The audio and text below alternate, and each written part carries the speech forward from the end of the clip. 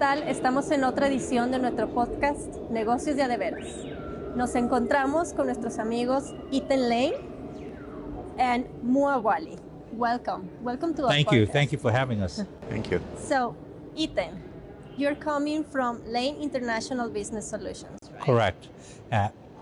And we had started, our roots go back to Canada, where we did design and build with special automated machines. You know, everything from metal removing to automation, assembly cells, engine assembly, transmission assembly, production part washers. Okay. Yeah, so it was very diverse. Yes, it sounds very diverse. Yes. And Mo, you are a partner in Laing. You specialize in 4.0, right? Correct. Can you tell us more about it?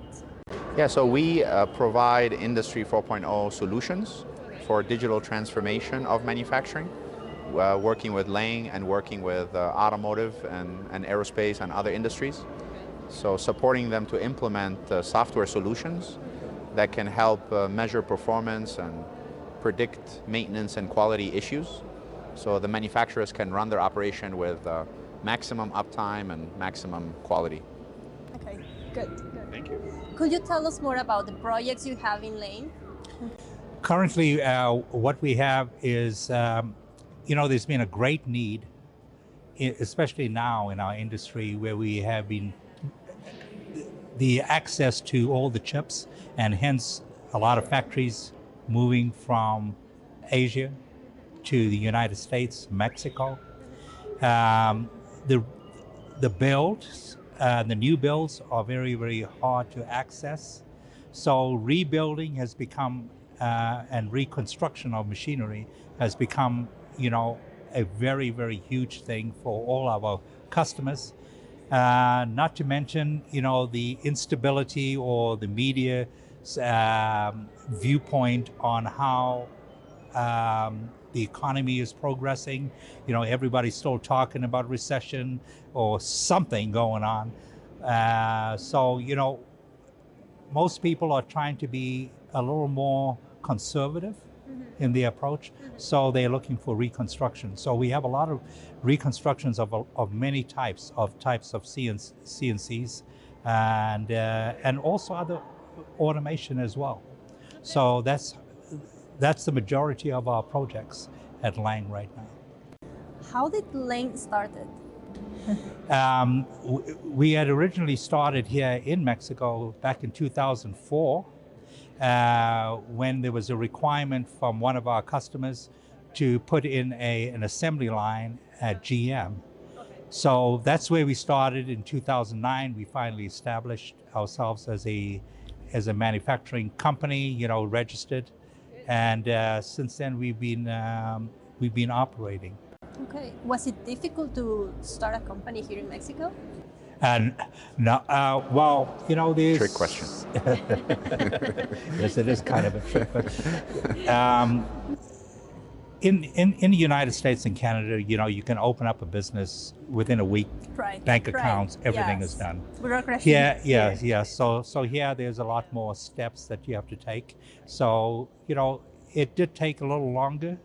And in fact, when I had come down here, we were invited by one of the government people in Canada. There was a strong promotion for companies to expand to Mexico, and that's what the intention was to expand, and we were one of the few that had incorporated at the time. Good. Yeah. Yes, congratulations then. Yeah, thank you. And how have you seen Mexico embrace this new technology? Embracing the new technology? Yes. I think we are at the ground level, and I think the opportunities for Mexico are just huge to be able to expand. There's always a story, Mo, where there was a shoe sales guy. He went to Africa, and he says, It wasn't me. Yeah. So he went back to his boss in the United States and says, you know what? Nobody wears shoes. So he says, I don't think I'm going to be able to sell any shoes there. But that was a great opportunity because nobody wore shoes. So the shoe sales went through the roof in Africa with a person who just thought of it differently. And that's why Mo is here today. It's a huge business opportunity to digitize the manufacturing in this area. And the mindset of the manufacturers that we visited and we've done assessments there has been extraordinary. They're very open. They see the value.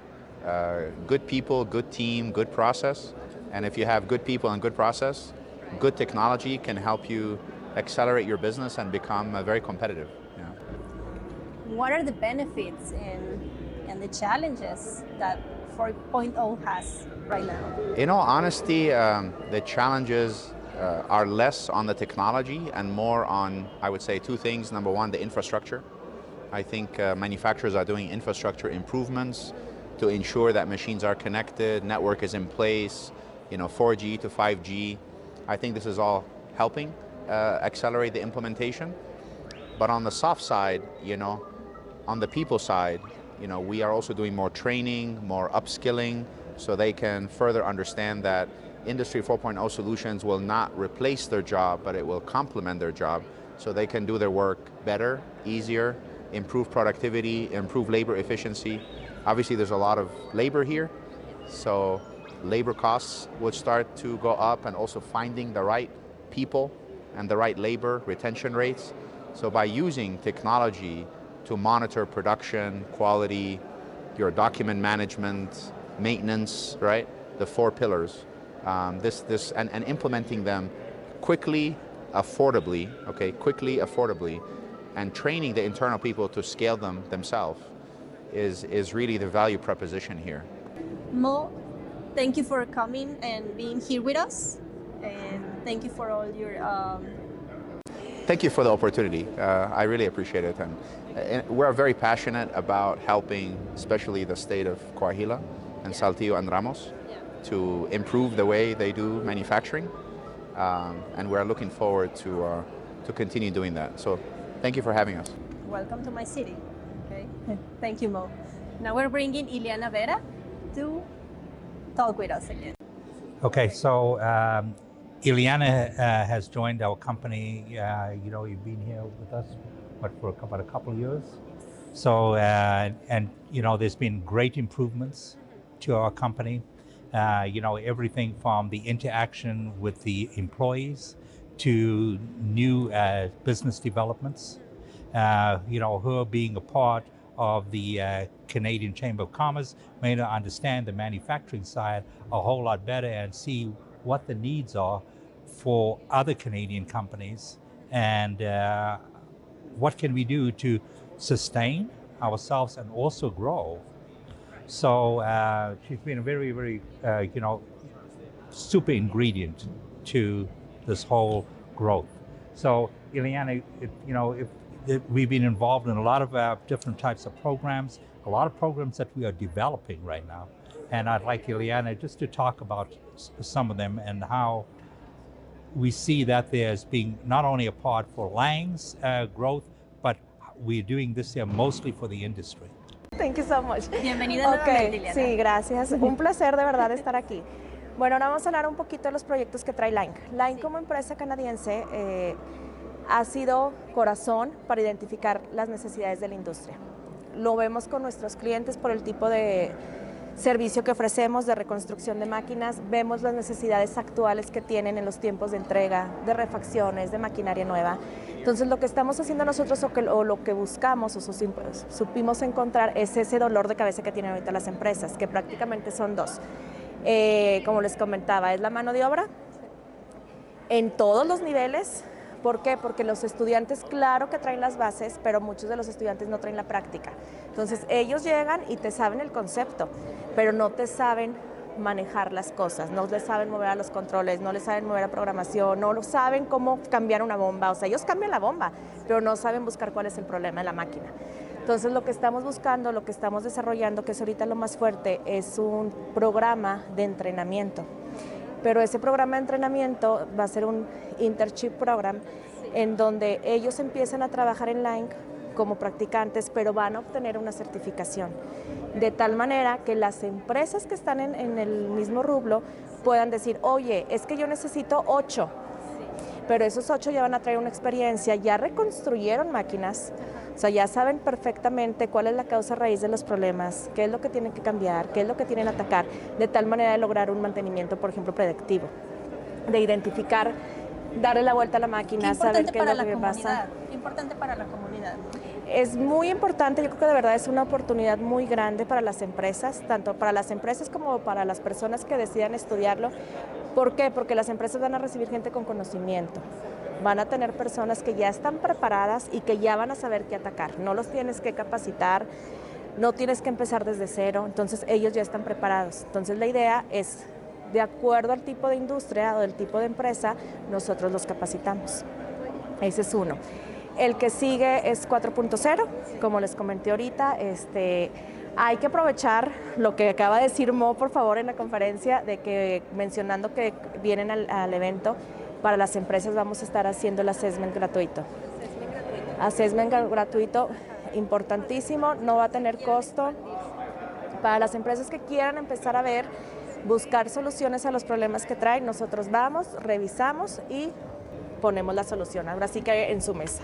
Perfecto, perfecto. Acabamos de asociarnos con una empresa hindú. Ese proyecto yo creo que también es de los más fuertes a desarrollar este año porque por los mismos de los tiempos de entrega ahorita que está pasando en México, bueno, en todo el mundo, ¿verdad? Está afectando mucho la industria con los proyectos nuevos. Entonces lo que hicimos nosotros fue asociarnos con una empresa hindú que se dedica a la fabricación de fixtures hidráulicos, de tal manera que se puedan hacer aquí en México y se elimine los 8 semanas o 12 semanas de tiempo de entrega por el transporte, por aduanas, porque no había, etcétera, etcétera. Entonces, eso es muy grande para todos y va a servir mucho para la industria porque en México no hay ninguna empresa que se dedique a hacer eso. Okay. Hacerlo un proveedor local, desarrollar un proveedor nacional. Entonces esos son así como que los principales proyectos que traemos ahorita. Y lo más importante es que, por ejemplo, en el caso del training, van a tener una certificación. Entonces no nada más es algo de que, ya sabes más, no, ellos van a tener una certificación, van a salir con su DS3 que se lo piden las empresas, entonces ya van a estar así como que más que preparados, va a ser una ventaja competitiva contra los que nada más traen su universidad o su... Traen proyectos muy importantes. Sí. Muy importantes, ¿verdad? Como empresa. Así es. Yeah, so there's a lot that we're doing, and I don't know, Iliana, if you had mentioned at all that, on a certain size project, we would train students that are coming out of mechatronics so that we could transfer them with the project that we are completing to our customers. Well, I explained, but I can add to that. Yes. Thank you. Parte también del programa que traemos es que cuando nosotros recibimos los proyectos de las empresas, cuando nos mandan la maquinaria, ya sea para reconstrucción, para reparación, para actualización, les capacitamos a la gente. Entonces ellos van a estar en la máquina que después se va a ir con su cliente. Entonces ya van a tener personas. Ahorita es un problema enorme. Tú entregas la maquinaria y durante 3 meses, 4 meses te están hable y hable porque no supo qué moverle, porque le movió mal. Entonces con esto las empresas se ahorran ahora sí que miles de dólares en paros, tiempo, en calidad. ¿Por qué? Porque ya estás, ya adquieres tu maquinaria con la persona que la reconstruyó. Yes. Yeah. It's a great way to get our. We were at the UTC the other day, and they have 1,200 students. So we can't hire all 1,200, but we can at least do our part in getting them trained and putting them out into other portions of the industry that really requires that need. They are going to have the capabilities that they need. That is social responsibility, no? Yes, it's like a social responsibility. Right. And it's a great way to do it. Well, thank you so much, Ethen and Iliana, for coming again with us and sharing your experience with us. And welcome to our city. Thank you very so much. Gracias por habernos estado con nosotros en una edición más de Negocios de Adeveras. Vamos a dejar los datos de la empresa Laing en nuestro podcast. Hasta la próxima. No olviden darnos 5 estrellas en Spotify y suscribirse a YouTube.